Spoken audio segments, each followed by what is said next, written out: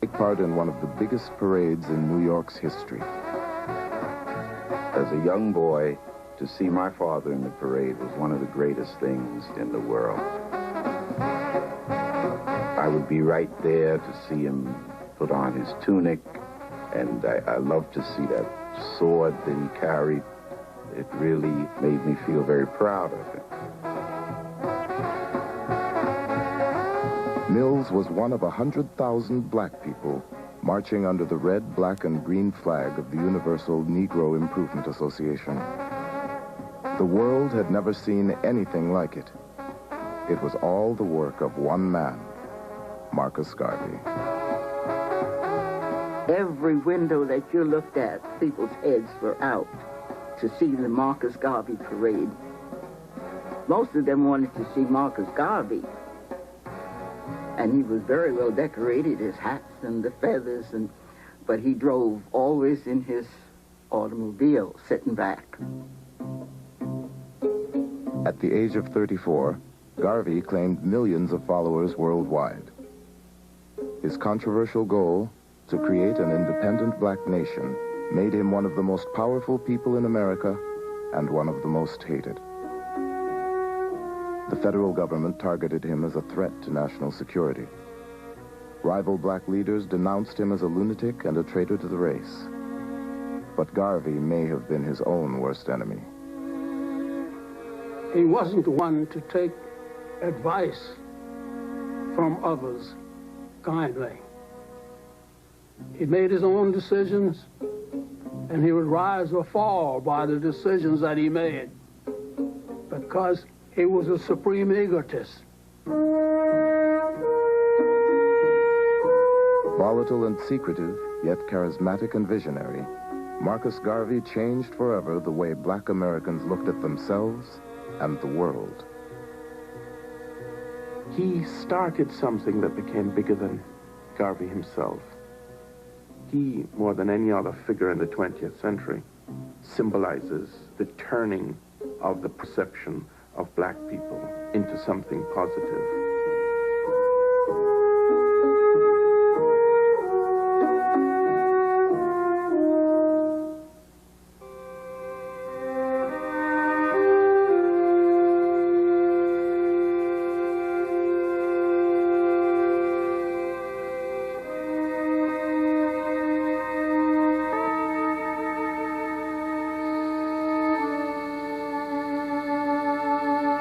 Garvey's father was a mason, a professional mason.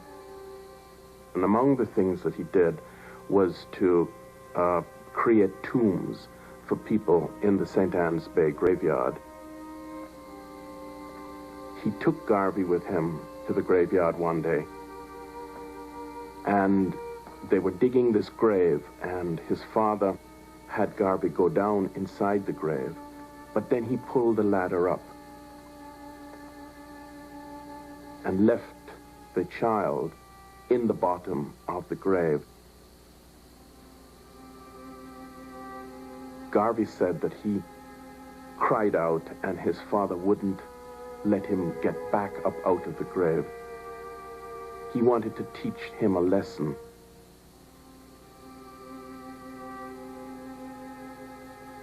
Alone in the grave, young Marcus Garvey learned that he could rely on no one but himself.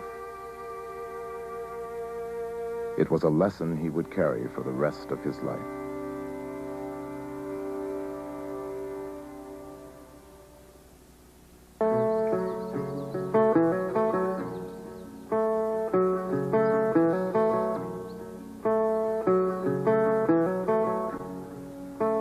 Marcus Garvey was born in August of 1887 in St. Anne's Bay, a small town on the northern coast of Jamaica. His father, who had been born a slave, withdrew from the family for days at a time and insisted his wife and 2 children address him at all times as Mr. Garvey. My grandfather was a very stubborn man who had to have his way, who he was quite retiring to. He used to, the strange thing about him, he used to have his own little apartment off the main house where they lived. And he would be by himself there. reading a lot. Now, if you look at it, the thing, Marcus Garvey was like that himself, too. He liked to be by himself.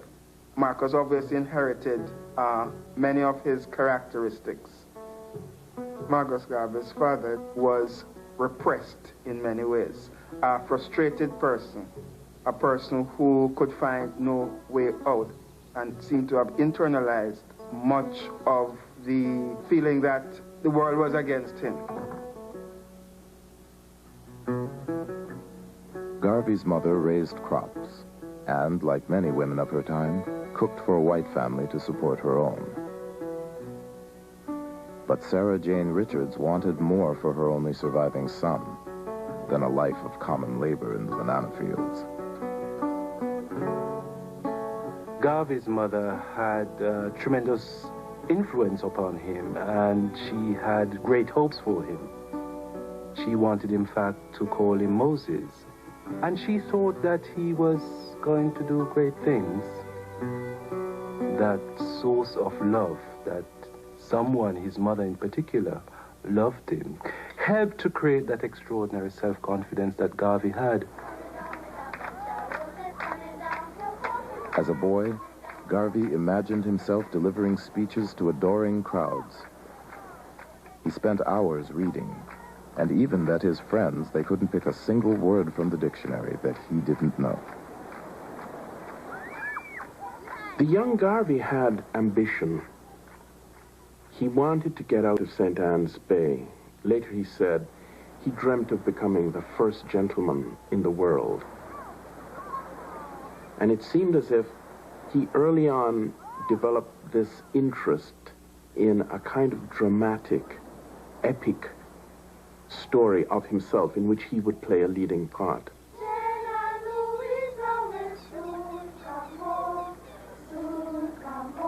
But Garvey's grand ambitions were tempered by reality. As children, blacks and whites mixed easily in his community. One of his closest friends was a white neighbor, Joyce Reary.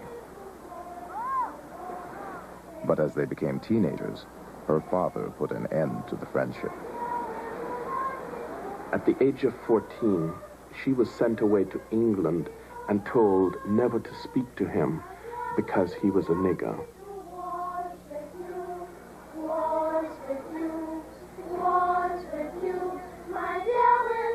And he said that's the first time that he heard and became aware of this idea of being black and what it meant. He felt shut out. He felt that he was excluded and made to feel that he was not good enough. And the rest of his life was really an attempt to prove that he was just as good as anyone else in the world. Under the colonial education system, Garvey was forced to leave school at the age of 14. He became a printer's apprentice and quickly earned the status of master printer. In the print shop, he learned the power of controlling the written word and would soon publish his first newspaper, Garvey's Watchman.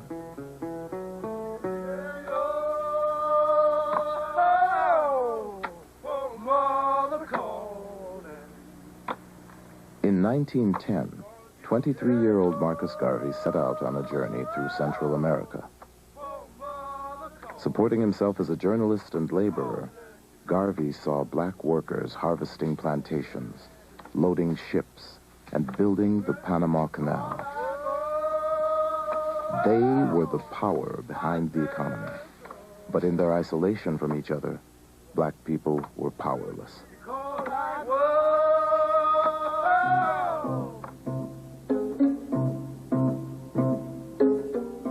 In 1914, he came upon the book that would change his life. Marcus Garvey's reading of Booker T. Washington's Up From Slavery was an eye-opener to him and pointed the way to his conclusion, which remained with him throughout his life, that the situation facing black people was a global one. I was determined that the black man would not continue to be kicked about as I had seen in Central America and as I had read of it in America. Where is the black man's government? Where is his king and his kingdom? Where is his president, his country, his men of big affairs? I could not find them. And then I declared, I will help to make them. My brain was afire. As he sailed for home, Garvey's grand vision for himself and for the world clicked into place. He would unify black people scattered across the globe, and he would be their leader. Back in Kingston, he attended a debate and noticed an attractive 17-year-old named Amy Ashwood. When Ashwood took to the stage and delivered a powerful political speech, Garvey knew he had found a kindred spirit. He approached her later that evening as they rode home on a trolley. "At last I have met the star of my destiny," Garvey exclaimed. Her parents were very opposed to it, particularly her mother, who was trying to keep her away from Garvey because Garvey didn't seem to have a solid income or be the type of person that she wanted her daughter dating. But Garvey was a great romantic, and he announced to Ashwood that she was his Josephine. And she says, if you are my Napoleon, and they make a pledge that they would remain together and forge what would become the Universal Negro Improvement Association, and they launch it together in August of 1914. With the motto, "One God, one aim, one destiny," the Universal Negro Improvement Association stressed race pride and sought backers for an industrial training school, modeled on Booker T. Washington's Tuskegee Institute. Garvey and Ashwood attracted a small, loyal following, but there was trouble from the beginning. Garvey created enemies by attacking established leaders. He wouldn't tolerate the slightest dissent from UNIA members, and he was a disastrous money manager, using contributions to the school to pay for his own living expenses. When his few supporters clamored for an accounting, 29-year-old Garvey decided to leave town. He hired himself out on the crew of the SS Talek, and in the spring of 1916, he left Amy Ashwood behind and set sail alone for New York City. His ideas had failed in Jamaica, but they would find new life in America.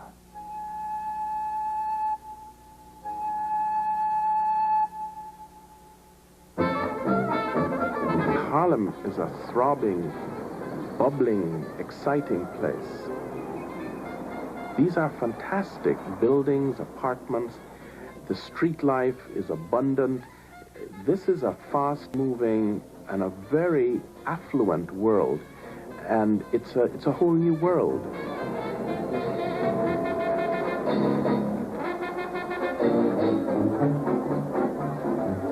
Garvey quickly found lodging with a Jamaican family in Harlem and got a job as a printer.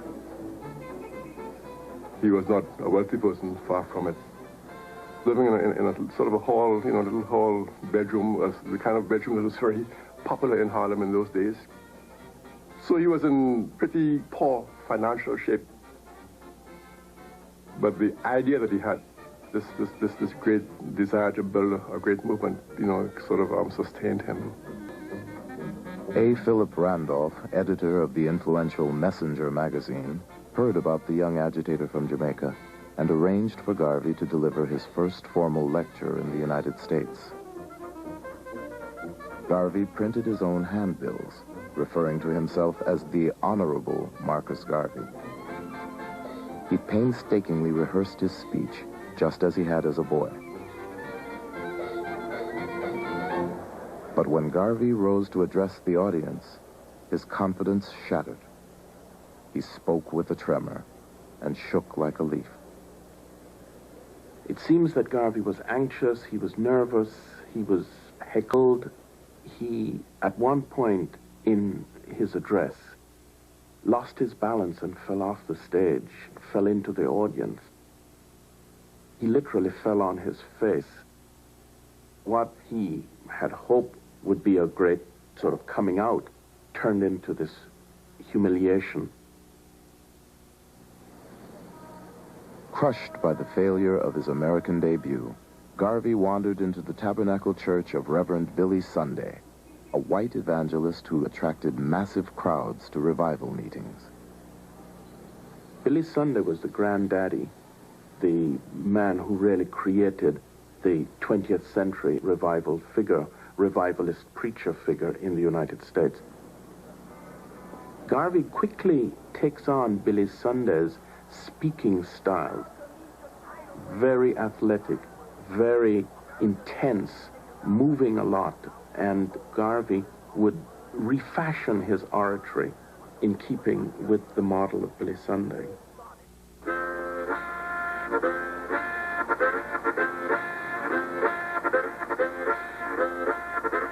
With renewed confidence in his power to move an audience, Garvey set out for a year-long tour of 38 states. His mission was still to raise money for a vocational school in Jamaica.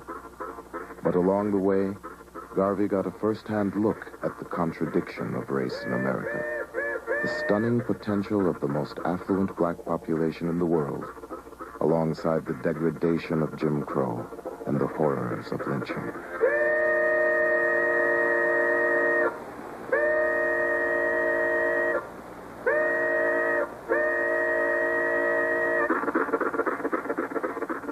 When we'd walk along the plank walks, they didn't have sidewalks here in New Orleans at that time, but you'd walk along the plank walk. But if a white person came along, no matter who it was, a white child, a white man, a white woman, if they came along, you had to get off the plank walk and stand in the mud until they passed. You was oppressed and depressed and disgusted that you were born in the wrong race of people because of your color. Whatever was left, that's what you got. Only what was left. And we were at the lowest ebb at that time. The black people was.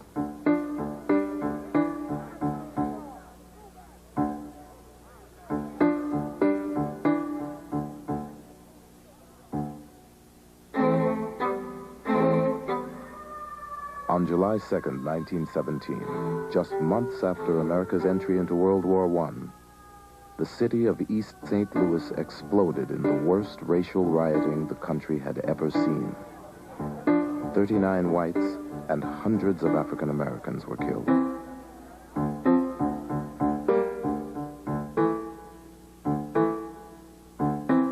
You have black troops going off to fight to make the world safe for democracy in April, and in July you have black people being murdered in the most wanton and barbaric manner in East St. Louis, you know, children being thrown back into flaming houses, people being boarded up in their houses before they're torched. So even by American standards, East St. Louis was a horror.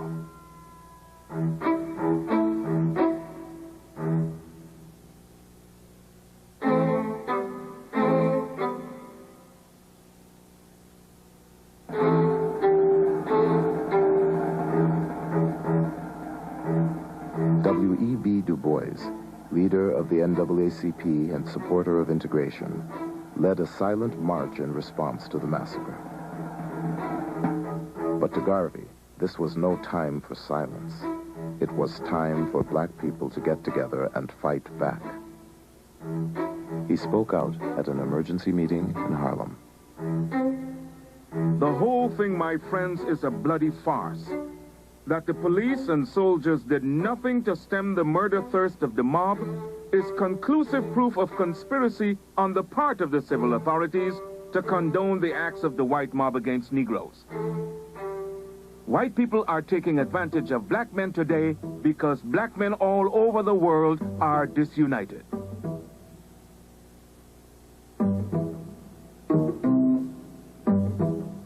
It is that speech that marks the turning point of Garvey away from Jamaica, away from a preoccupation with matters related to the West Indies. And now he's not looking for support for what he is hoping to accomplish in the West Indies, but rather he is now sucked into the vortex of American race relations.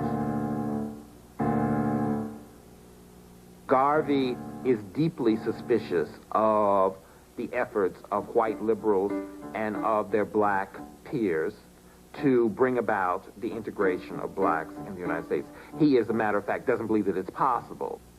He does not believe that white people can represent the best interest of black people. Garvey opened the first American division of the UNIA in September of 1917. Just as he had in Jamaica, Garvey distinguished himself by calling established black leaders weak and self-serving. Even though I had a great deal of admiration for W.B. Du Bois and A. Philip Randolph and other black leaders of the time, I thought that their approach to our problems was too doggone tame, and that we needed to have that attitude of Marcus Garvey, that stand up on your feet and be ready to defend your manhood at all times. And all of a sudden, this golden voice from the Caribbean came and stood on the corners in Harlem and began to talk about self-esteem, holding up your backbone, you know, no wishbones. And Mr. Garvey gave them hope that there was a dream for black people. Garvey told black Americans that their history did not begin with slavery. Africa's glorious past was also theirs to claim, he said, and people who had once done great things could do them again. Garvey's message was revolutionary because at that time, it told black people that they had to unite. They had to come together as one and believe in their roots, that they came from something greater than they were told. To begin with, Africa was called the Dark Continent. And the pictures that we got of Africa in those days were cannibals running around in the jungles, putting people in pots. Garvey changed all of that. I am the equal of any white man. I want you to feel the same way. We have come now to the turning point of the Negro, where we have changed from the old cringing weakling and transformed into full-grown men demanding our portion as men. He left the impression that the only way there could be a difference in the way black people of African descent could be treated would be for them to have a powerful nation of their own. Garvey toured the country again, this time initiating UNIA branches in big cities and small towns. Sunday meetings of the UNIA soon attracted thousands. A Garvey meeting was a day-long family affair, half political rally and half religious revival. The first time I went to a Garvey meeting was a Sunday afternoon in November of 1919. It was the first time I had heard the message of the UNIA. The day I met Marcus Garvey was one of the most exciting days of my life. It was filled with anticipation from the earliest part of the day, because I knew that I was going with my father to meet Marcus Garvey.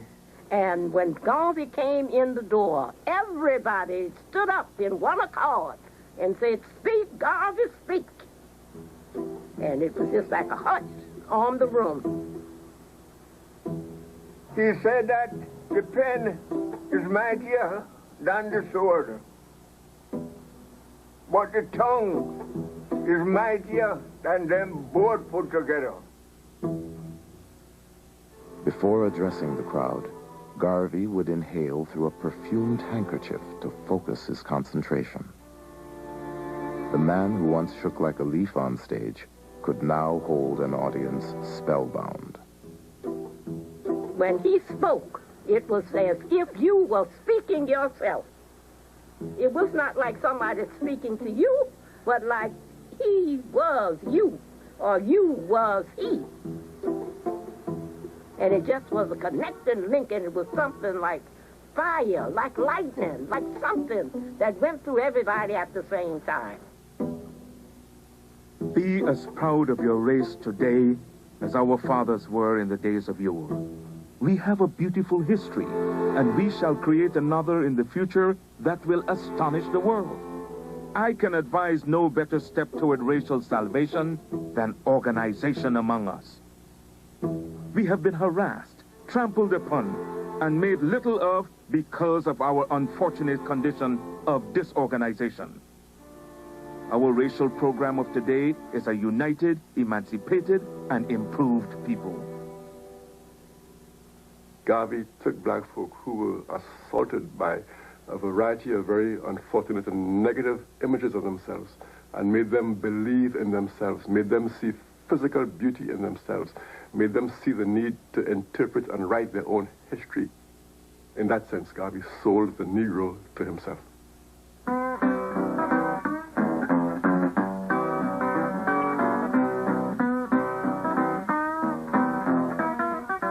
With 35 cents, a photograph, and a pledge to support Garvey's nation-building program, any person of African descent could join the Universal Negro Improvement Association. I saw the light, I saw the light, Mona, I saw the light, I saw the light from the end. Garvey's genius was to transform cooks, maids, and workmen with the pride that comes with a title and a uniform. Always think yourself a perfect being, he wrote, and be satisfied with yourself.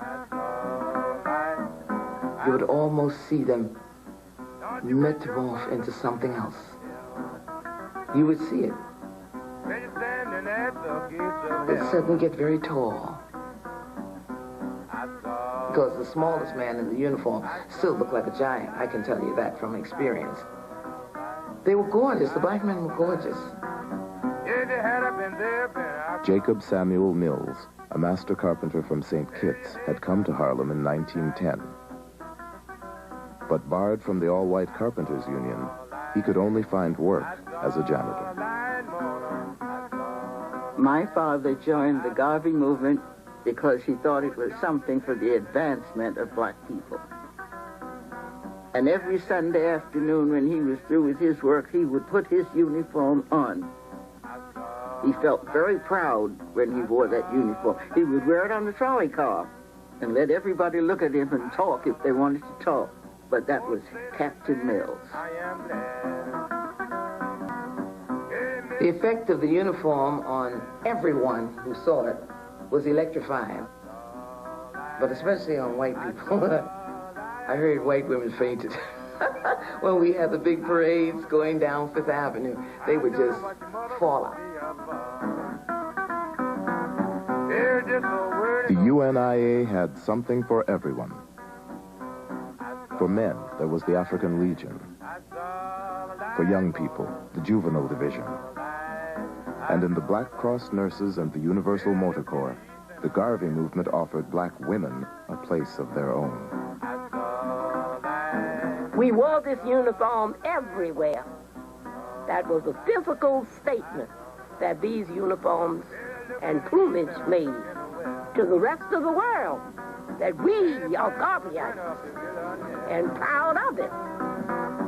I saw light, I saw light, Mona. My father at one point said that the organization would have been able to develop farther and faster if he had more women in the organization in comparison to some of the wimpy men that we had.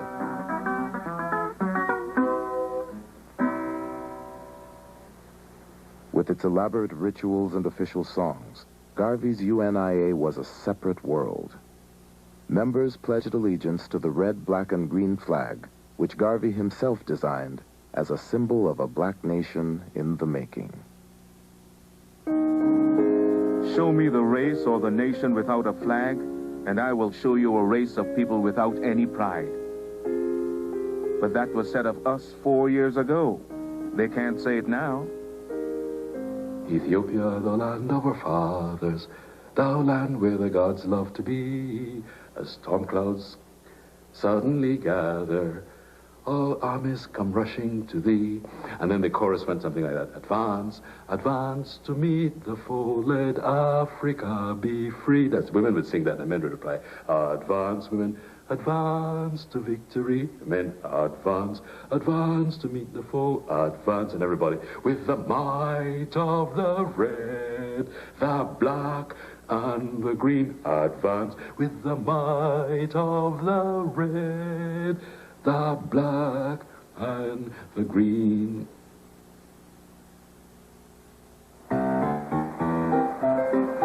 In the summer of 1918, Garvey set out to create a separate economy of black-owned businesses. First, he purchased a half-finished church building for use as UNIA headquarters and christened it Liberty Hall. Relying on the printing skills he'd learned as a boy, Garvey started the Negro World newspaper with a cover price of 5 cents. The paper carried essays, poetry, and articles on black history and world events. On the front page of every issue was a long editorial penned by Garvey himself. He distributed the paper with the help of Amy Ashwood, who had made her way to New York a year earlier.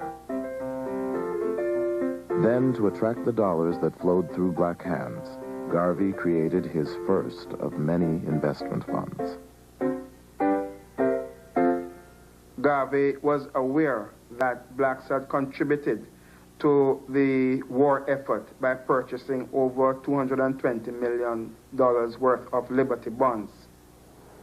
And this contribution to the war effort indicated that there was some wealth within the black community in the United States. And his idea was that this black wealth should be converted into businesses that would benefit blacks and projects that would benefit black people. Garvey's idea of the UNIA was that it would teach success. It was going to be a vehicle to communicate and demonstrate that black people could be successful. This idea of success was now translated into a whole series of commercial ventures. Laundries, restaurants, newspapers. Garvey financed UNIA enterprises through the Negro Factories Corporation, which was capitalized with small contributions from his followers. At their peak, UNIA businesses employed as many as 1,000 people in Harlem.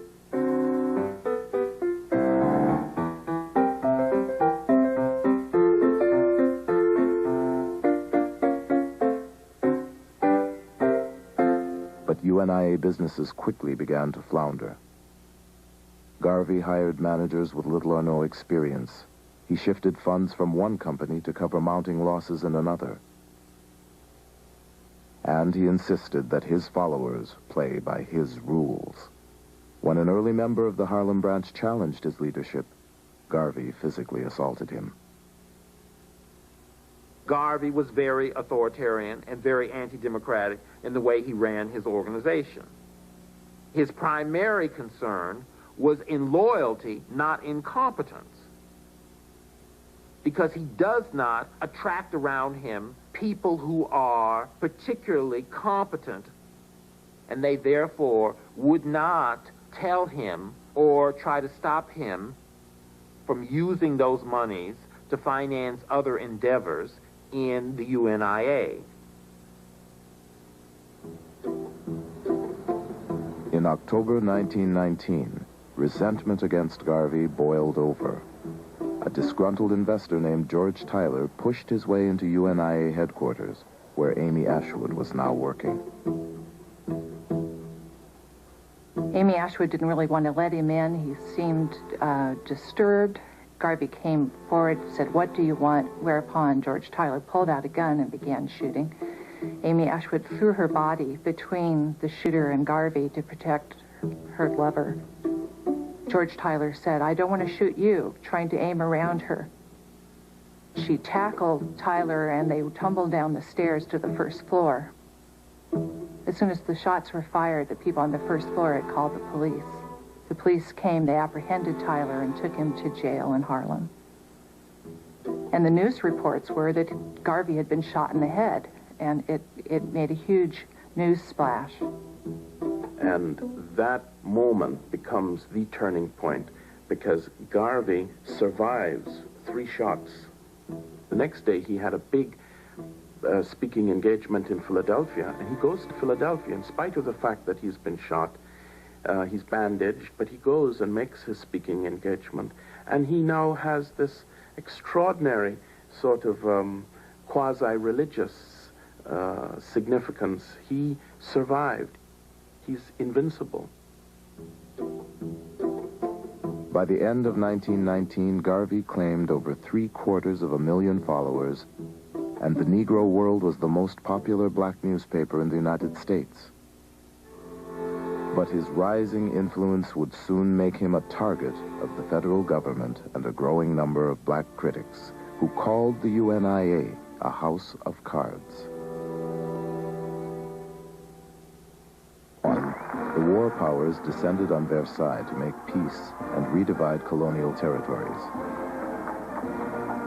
From the seat of his self-styled empire in Harlem, Marcus Garvey argued that it was time to give Africa back to black people.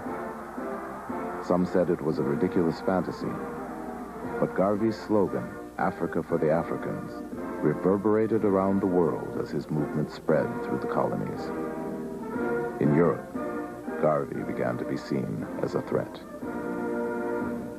The United States had worked with the British government during World War I, and they continued that after World War I with a focus on Garvey, because the British government was deathly afraid that the Garvey movement was going to spread revolution. They feared the hundreds of thousands of the masses of blacks under his influence. And undoubtedly, Garvey did stir up nationalism. I say this plainly and for everybody to hear.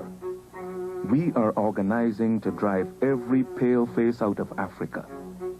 Do you know why? Because Africa is mine.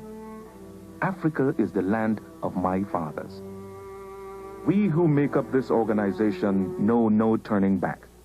We have pledged ourselves, even unto the last drop of our sacred blood, that Africa must be free.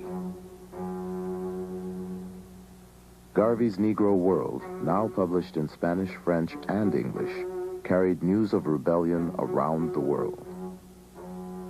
In Africa and the Caribbean, colonial authorities banned the newspaper. But with over 500 divisions of the UNIA in 22 countries, Garvey's message could not be stopped. The Negro World was being smuggled into Kenya by seamen, black seamen, and then it would be read aloud to groups of people around this reader, plus young children, young boys in particular, who were charged with memorizing Garvey's editorial in the Negro World. So it would read out, and then these young boys would run off, having memorized it, run off to the villages and spread Garvey's word in that way. In the United States, black troops returned from World War I with high expectations for change. But they returned to a country that was not ready for equality. A country increasingly suspicious of radical political movements. In this unsettled climate, Garvey's appeal to disgruntled African Americans with military training sounded an alarm. Attorney General Palmer decided that there needed to be a special division of the Justice Department. He called it the General Intelligence Division. And he picked a young Justice Department attorney. He was really unknown at that time, but must have been must have been known enough for his diligence, and his name was J. Edgar Hoover. Garvey really gets pinpointed. Hoover, the Justice Department, were clearly hooked on a fixation on Garvey, which would before long become a vendetta. J. Edgar Hoover wrote to a colleague, "Garvey is a notorious Negro agitator, affectionately referred to by his own race as the Negro Moses."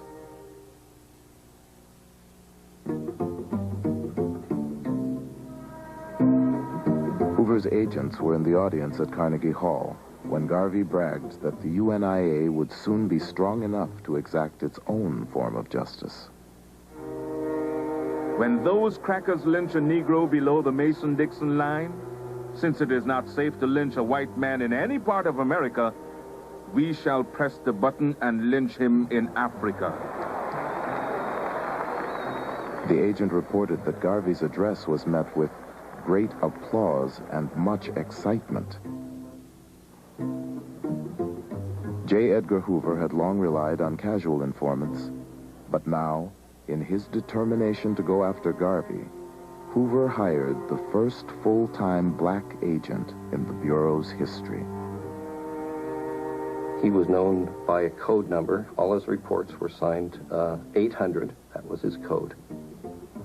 And his job was to go into Harlem and to infiltrate the Garvey movement, to try and find evidence that could be used to build a legal case for ultimately getting rid of Garvey.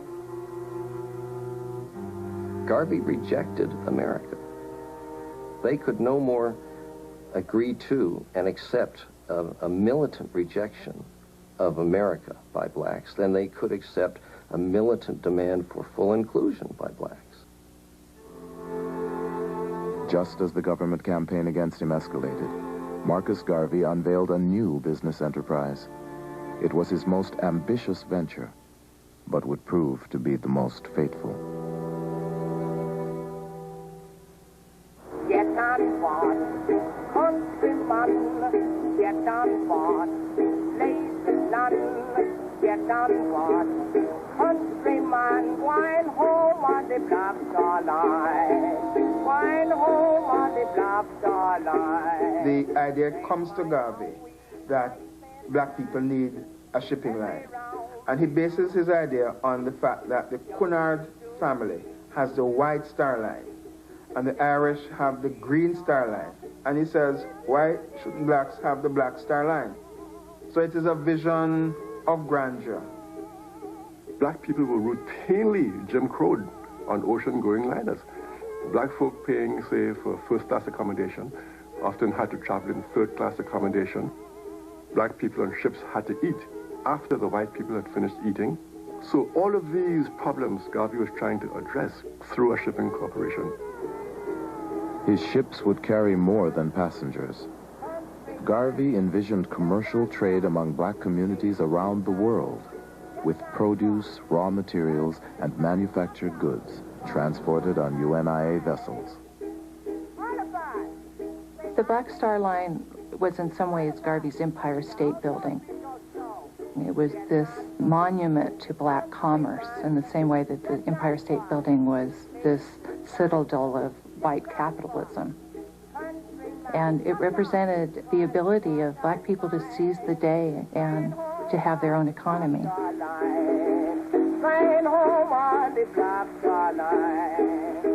Garvey offered Black Star Line stock for sale in 1919, promising his investors liberation and large profits as they slept. My parents spent a small fortune in Garvey shares. They were $5 a piece in those days, which was a lot of money. And my mother had to remind my father that there was food and things to be bought because he was buying shares. And Daddy had those on his dresser. And I remember reaching out to touch them. And Daddy said, touch them and feel the power that the black man will someday know.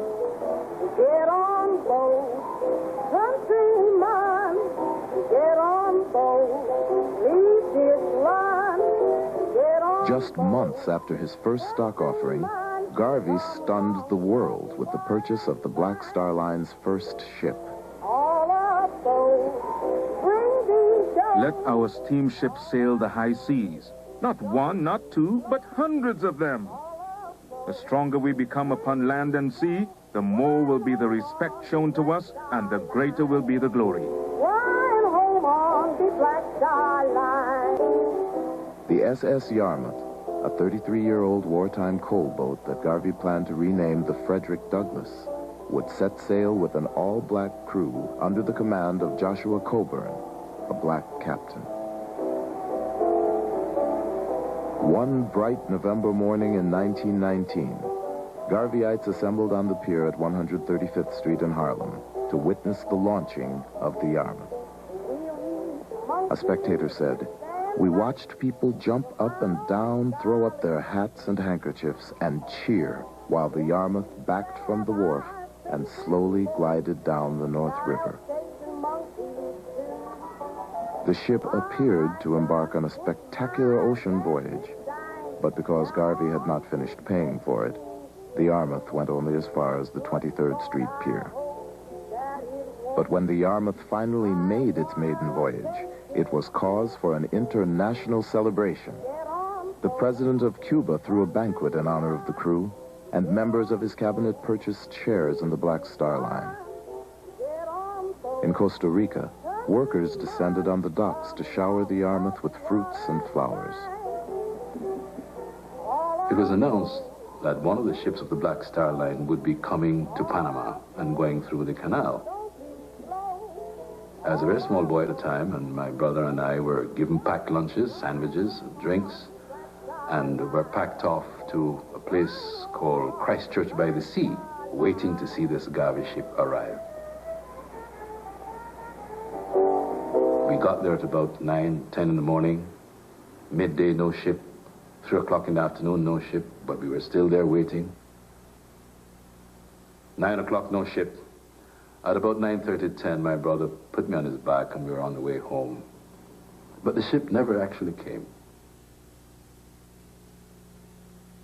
There's no denying the fact that Garvey's Black Star Steamship Line was a wonderful symbol. It was a powerful symbol. But it was nothing more than that, I think, a symbol. The fact that people would come down to the docks waiting for these ships, in some ways is metaphoric for the wishful thinking that was largely at the heart of the Garvey movement. Garvey was betrayed by the few people he trusted to get the Black Star Line afloat. The man he asked to inspect the Yarmouth turned out to be an informant for J. Edgar Hoover. And his hand-picked captain, Joshua Coburn, convinced Garvey to pay 6 times what the ship was worth, and then took a kickback from the purchase price.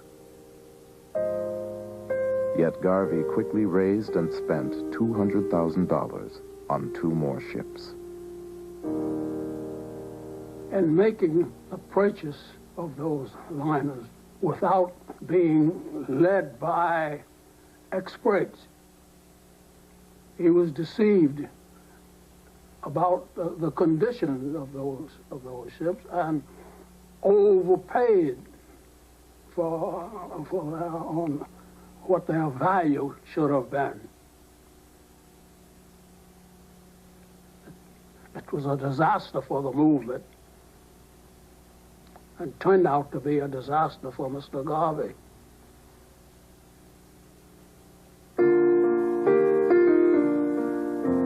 At the end of 1919, Marcus Garvey married Amy Ashwood, the woman who just months earlier had thrown herself in the line of fire to save his life. They had a very rocky relationship. A lot of off again, on again, a lot of quarreling. And finally they married in a spectacular Liberty Hall marriage on Christmas Day. Their extravagant wedding was the talk of Harlem. 5 different ministers performed the ceremony before 3,000 guests. Just 4 months later, the couple separated. Having a wife was an impediment to my work and peace of mind, Garvey would later say. I can't pay her personal attention as the average husband. In fact, I have no time to look after myself.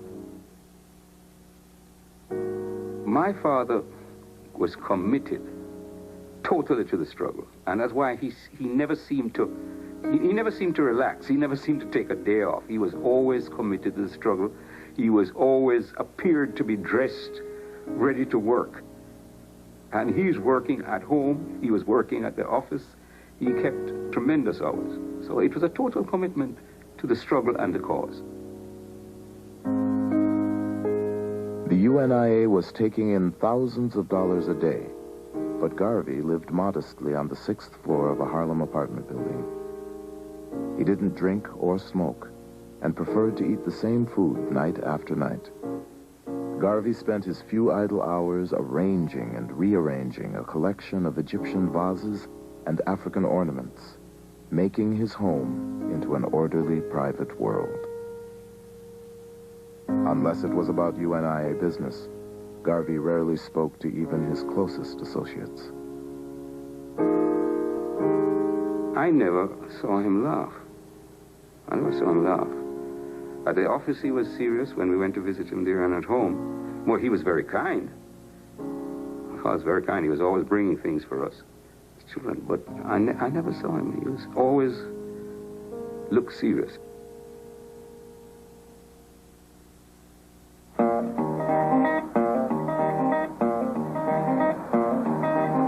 On August 1st, 1920, thousands of UNIA delegates from 25 countries assembled at Liberty Hall and Madison Square Garden. Garvey called it the International Convention of the Negro Peoples of the World. He hoped to move a step closer to his dream of a black nation in Africa, with himself at the helm. The whole convention is this extraordinary public event of pomp and ceremony and magnificence and grandiloquence. Garvey, he would now establish a stage, a world stage for his movement. And effectively what he gave the black world was a government in exile, a government in waiting. We have met in this historic building tonight for the purpose of enlightening the world respecting the attitude of the new Negro. If you believe that the Negro should have a place in the sun, if you believe that Africa should be one vast empire controlled by the Negro, then arise and sing the national anthem of the Universal Negro Improvement Association. The month-long convention combined substance with overblown symbolism. Garvey installed officials with outlandish titles like Supreme Potentate, Leader of the American Negroes, and Lady Commander of the Supreme Order of the Nile. After insisting that no African was qualified for the post, Garvey named himself Provisional President of Africa. But behind closed doors, convention delegates produced a groundbreaking document. They developed a program which was based on assessment of what was the black experience in up to 1920, and how do we go forward, which led to the development of the Declaration of Rights of the Negro Peoples of the World. They were thinking there needed to be a black Declaration of Rights. This was an important document that called upon the nations of Europe and America to respect the rights of black people throughout the world. This was the moment at which Garvey, I think, was both the most powerful in the sense of his articulation of ideas of justice along racial lines, and at the same time, his most grandiose and megalomaniacal, because there was really nothing behind any of this. Garvey's reply to his critics was simple. I am accused of creating dukes, barons, and knights, he said. But who gave the white man a monopoly on creating social order? Garvey's government in exile conducted its own foreign policy, appointing ambassadors and sending a telegram of support to the Irish Republican Army. He dispatched a team of engineers to Liberia to begin construction of a black homeland. and chartered a delegation to the League of Nations to argue for the transfer of African colonies to UNIA rule. When he finally took to the stage, it was Garvey's moment of greatest triumph. 25,000 people, black people, packed Madison Square Garden, and Garvey delivers this magnificent speech in which he tells the Europeans to give Africa a wide berth because we are coming home.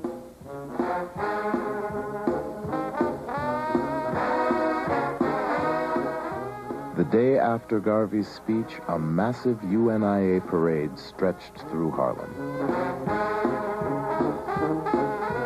If you didn't live in Harlem, you tried to find someone that lived in a front apartment where you could get in the window and view everything. Everybody seemed to be out there to see the Garvey parade. To be a part of the Marcus Garvey movement, it made me feel that I owned one half of the world, and I didn't own the other half because I didn't want it.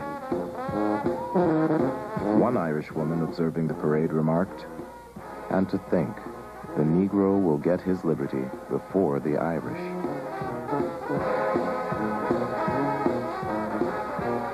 And of course we were looking for my father, who would be in the group of officers marching proudly down the avenue with his sword at his side.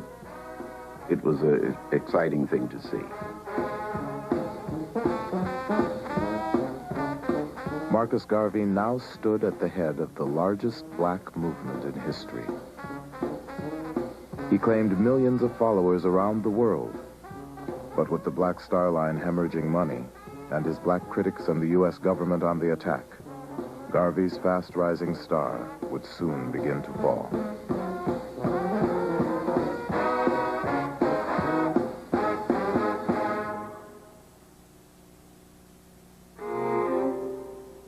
Not all African Americans were thrilled by the splendor of the Garvey movement. Many were embarrassed by the pompous spectacle of Garvey in cap and gown. A. Philip Randolph, who had introduced him to his first Harlem audience, said Garvey had succeeded in making the Negro the laughingstock of the world. W.B. Du Bois and A. Philip Randolph saw Garvey as a person who was engaged in a grand distraction. Garvey's emphasis on a program of African redemption, his pretensions to some kind of imperial posture as the provisional president of Africa, they thought of as either charlatanry or just pure buffoonery. Their complaints about him provide a legitimation for the government to move against Garvey. Because you can always say, you see, his own people don't even want him. And if they don't want him, then there must be something wrong. Encouraged by growing black opposition, the U.S. government stepped up surveillance of Garvey. 8 federal agencies were directed to report on his activities, and J. Edgar Hoover resolved to deal with Garvey once and for all. They placed spies in the UNIA. They sabotaged Black Star Line. The engines sometimes of the ships were actually damaged by foreign matter being thrown into the fuel and so on. And there was every effort made to destroy the movement. However, that wasn't the only thing that actually destroyed Garvey. There were internal problems to the movement as well as these external forces. Garvey's own crews took the Black Star Line to the brink of disaster. One captain steered his vessel off course to visit his wife. Another had a nervous breakdown and tried to sink his own ship. Enraged at the chaos on board one ship, Garvey got into a fistfight with the captain and fired half the crew. But when it came to mismanagement, he had only himself to blame. Garvey looked for people who would be personally loyal to him. I think this is the only way we can explain the mismanagement, incompetence of the Black Star steamship line. The first treasurer of that line was a railroad clerk who had no experience in bookkeeping. What was important here, I think, was not an intellectual competence, but a loyalty to this charismatic leader. As things spun out of control, Garvey confided in Herbert Boulin, the owner of the Berry and Ross Doll Company. To Garvey, Boulin was one of a few real friends. To J. Edgar Hoover, he was Agent P-138. He got closer to Garvey than anyone else working for the government. And Garvey was really isolated. Things weren't going well with the organization. The Black Star Line was losing money. And so remarkably, he confesses to this informant that he tried suicide, that he was thinking of suicide again.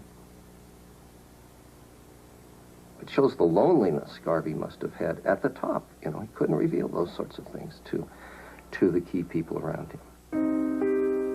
By 1921, the Black Star Line was on the verge of bankruptcy. But Garvey mailed brochures to his supporters advertising stock in yet another ship. It would prove to be a major blunder. In the brochure is a picture of a ship which purports to have been the SS Phyllis Wheatley. It was a ship that Garvey was negotiating for and did not own. And it seems that someone etched into the bow of the ship the words, the SS Phyllis Wheatley. In other words, it was a misrepresentation. It gave the impression that Garvey and the Black Star Line owned this ship, when in fact there was no such ship. In January 1922, Garvey and 3 UNIA officers were arrested for federal mail fraud. The man Hoover once called a notorious Negro agitator was finally in his grasp.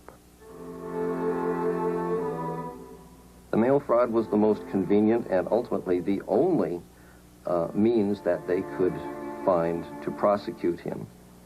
Prosecution was not the end. Deportation was the government's real aim.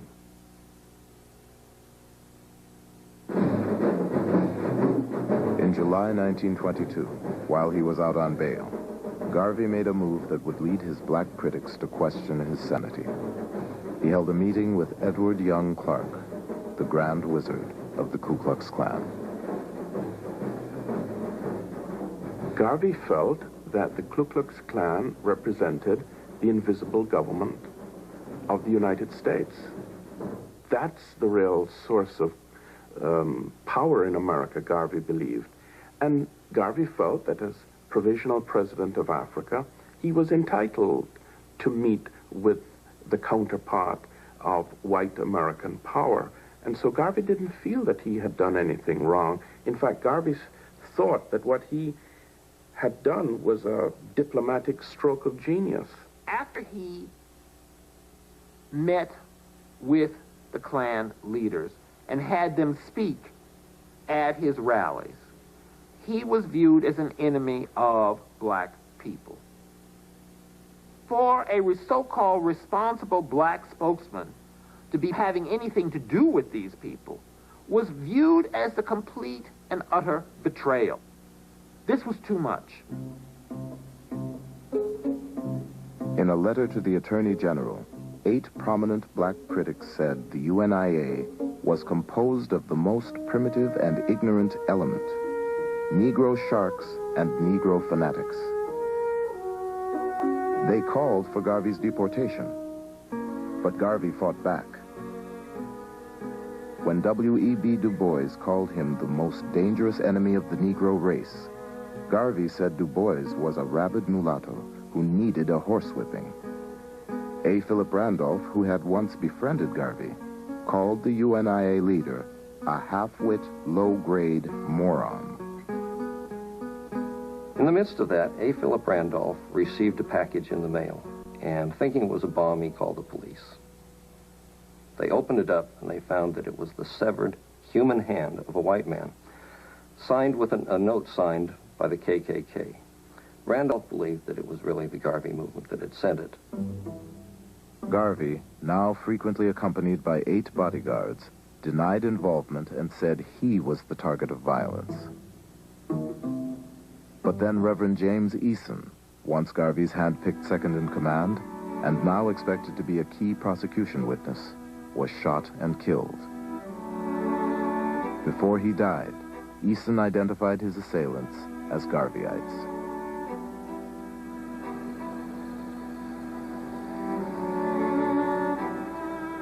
As Garvey's trial began on May 18, 1923, a police bomb squad stood on alert, and UNIA members packed the courtroom. On the first day of the trial, Garvey fired his attorney and announced that he would defend himself. I think Garvey believed that his powers of rhetoric and oratory would ultimately sway the court in his favor. He would have ruled the court, in other words, by his superior oratorical gifts. And I think Garvey came, in the end, to rue that decision because it was a disaster. Garvey paced up and down before the jury box as a parade of former UNIA officials took the stand to testify against him.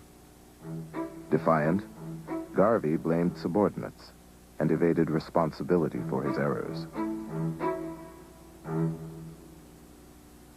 He also took a lot of time badgering witnesses, alienating, I think, in the process, a lot of jurors by his courtroom manner. He seemed to be intimidating of witnesses, even his own witnesses.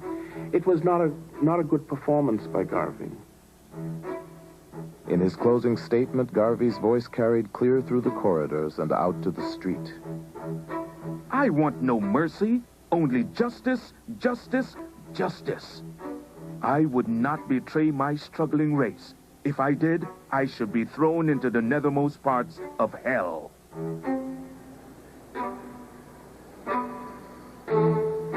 After a 4-week trial, his 3 co-defendants were acquitted, but Garvey was convicted and given the maximum sentence of 5 years in prison. Hoover's agents had the UNIA under surveillance for years in search of damaging evidence. But in the end, Garvey's conviction hung on using the mails to defraud one man, Benny Dancy, of $25.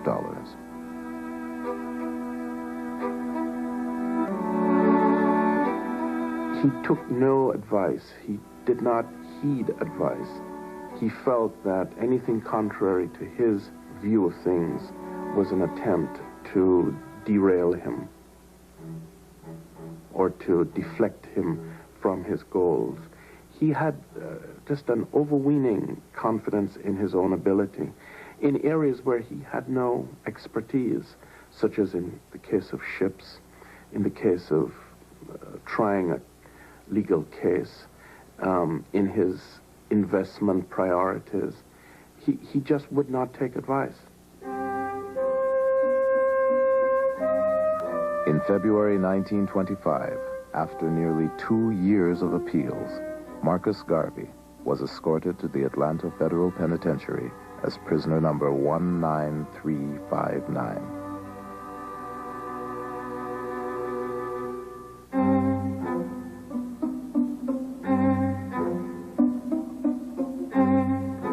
His only personal assets were $40 and a few hundred shares of his own worthless stock.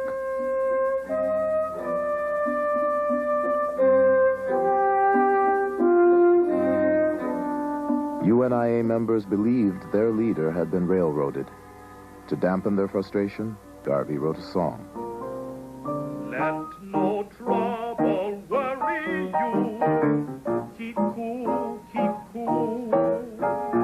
Don't get hot like some folks do. Keep cool, keep cool. Garvey's personal secretary, Amy Jakes, had become his second wife in 1922. While he was in prison, she and Garvey's followers struggled to keep the movement alive and raised tens of thousands of dollars for Garvey's defense. There's one group in rural Louisiana that gave on average 5 cents. They actually gave $8, but when you actually counted the number of people involved, it actually amounted to something like 5 cents each. And it actually showed the level of loyalty that the little people had towards Garvey and the movement. People around the world began to send in petitions and letters and so on. There were literally millions of signatures that were appended to petitions that were taken to various government agencies in Washington, D.C. In South Africa, people would have Marcus Garvey Sundays and pray for Garvey and so on. If they put you in a flame, though you should not bear the blame. But the government had its own reasons for wanting to release Garvey. Keep cool. Garvey had very weak lungs, and he also suffered from heart disease. He suffered from bronchitis, and a series of asthma attacks, was often put in the prison hospital. They feared that he could die or become severely ill, and it would just add to the martyrdom aspect of the Garvey movement and increase his following. And there was an election year coming up in the U.S., and the Republican administration felt that black folk who were largely Republicans in those days might vote for the other party if Garvey was not released.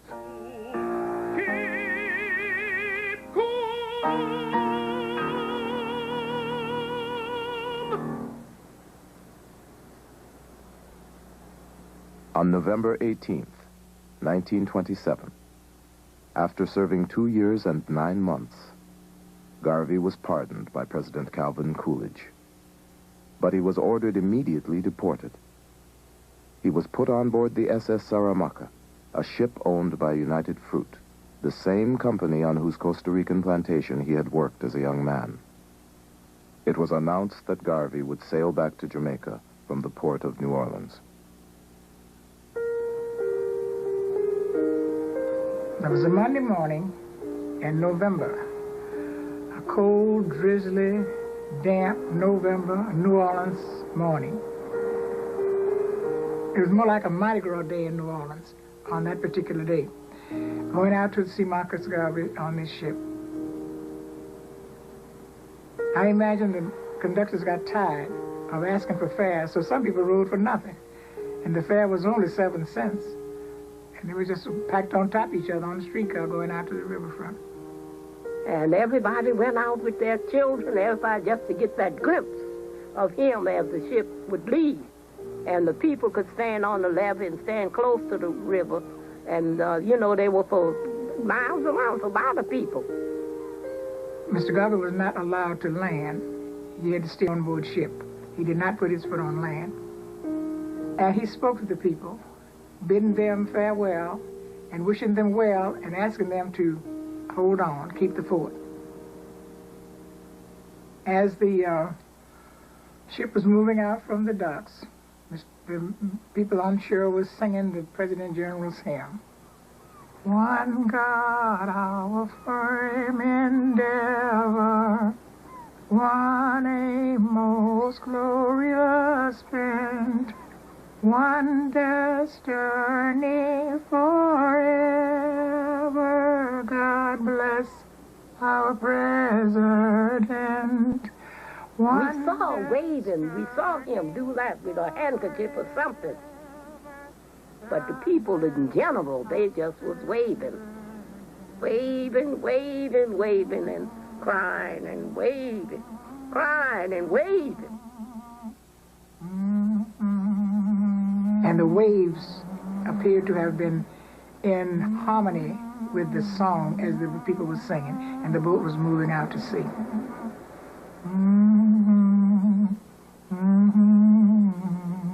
They felt they was losing their father. Somebody so close to them. Or losing themselves. What are we going to do?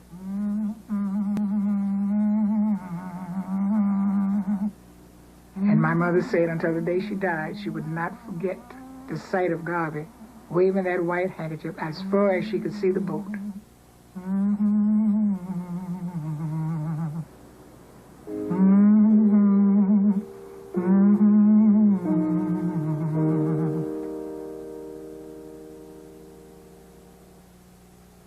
Back in Jamaica, Garvey received a hero's welcome. He and Amy Jakes Garvey settled in Kingston and had 2 sons. He tried his hand at elective office, real estate, an amusement park, a collection agency, and a newspaper. But when an American court took title to his personal assets and all UNIA property from New York to Kingston, Garvey was forced to declare bankruptcy. Garvey was now a person who had come down in the world.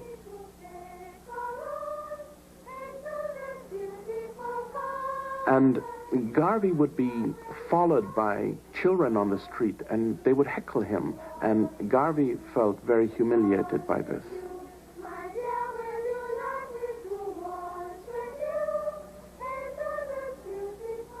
Garvey relocated to London in 1935. For a time, he had regular speaking engagements and managed to publish a newspaper. A handful of UNIA members, including Jacob Mills, migrated to Liberia on their own.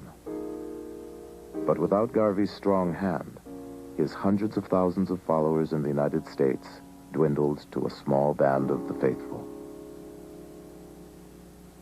The men folk, if they had your names and everything, and you are a member of the UNIA, you'd lose your job. So you had to meet in disguise. That was one of the reasons why the Garvey movement was so thorough in being broke up. You couldn't say, I'm a UNIA member, I'm Marcus Garvey. You whispered it, Marcus Garvey. You could not speak his name. Garvey was alone in London.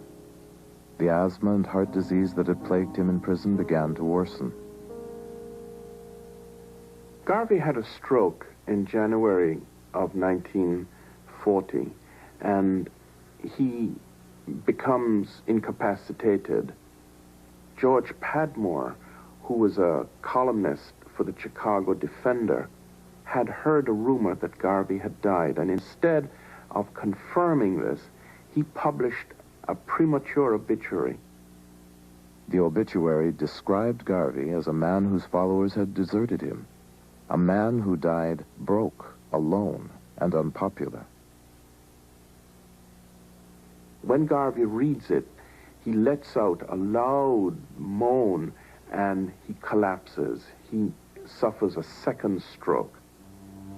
And next morning, he dies. The date was June 10th, 1940. Marcus Garvey died a forgotten man. But his vision of Africa would influence future generations of what he called the beloved and scattered millions of the Negro race. When Garvey's passionate ideas about black pride and independence finally took hold, he would be revered by many as a prophet and a saint. In death, I shall be a terror to the foes of Negro liberty. Look for me in the whirlwind or the song of the storm. Look for me all around you. In his 53 years, Marcus Garvey never set foot in Africa. I dreamed a dream that he came and I saw him. And he said to me, Barnes, do not be worried, for everything is working according to plan. I am not dead. I am only sleeping.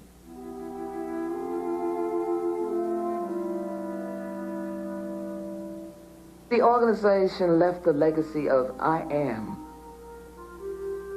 Simply, I am. With no apology. I am. We had never had that up to that time. We belonged to churches where we sang, but Garvey made you stand tall and quiet, looking into the future. And that's a great legacy.